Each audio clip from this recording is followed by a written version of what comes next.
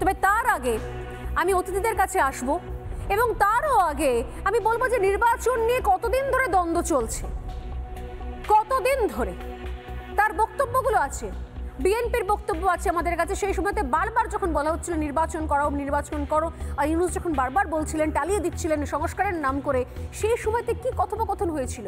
অর্থাৎ এই নির্বাচনের দাবি শুধুমাত্র ওয়াকরুজ্জামানের এখনকার নয়, দীর্ঘদিন ধরে, অগাস্ট মাসের পর থেকে সেই বক্তব্যগুলো একের পর এক বক্তব্যগুলোর কিছু অংশ আমি শোনাবো।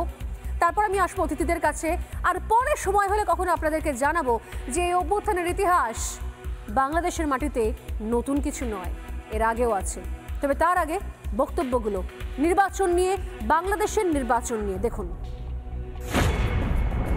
নির্বাচিত সরকারের কোনো বিকল্প নেই। আমার মনে হয় না যে এটা আমরা আরো বিলম্বিত করার প্রয়োজন আছে, কারণ যত বিলম্ব হচ্ছে ততই রাজনৈতিক এবং অর্থনৈতিক সংকট আরো বৃদ্ধি পাচ্ছে। আমরা মনে করি যে এই বছরই মাঝামাঝি সময়, অর্থাৎ আপনার জুলাই আগস্ট এর মধ্যেই নির্বাচন সম্ভব। বাংলাদেশের সকল রাজনৈতিক দল, ইভেন অন্যান্য যে মানুষগুলো, তারাও আশা ছেড়ে দিয়েছিল। ইভেন বিএনপিও তাদের জায়গা থেকেই আশা ছেড়ে দিয়েছিল যে তারা আর এই ফাইট ব্যাকটি করতে পারবে কিনা। এই জায়গায় এত বড় একটি ছাত্র জনতার অভ্যুত্থান হয়েছে, যে এই অভ্যুত্থানের এখনো আমার 1 বছর হয়নি।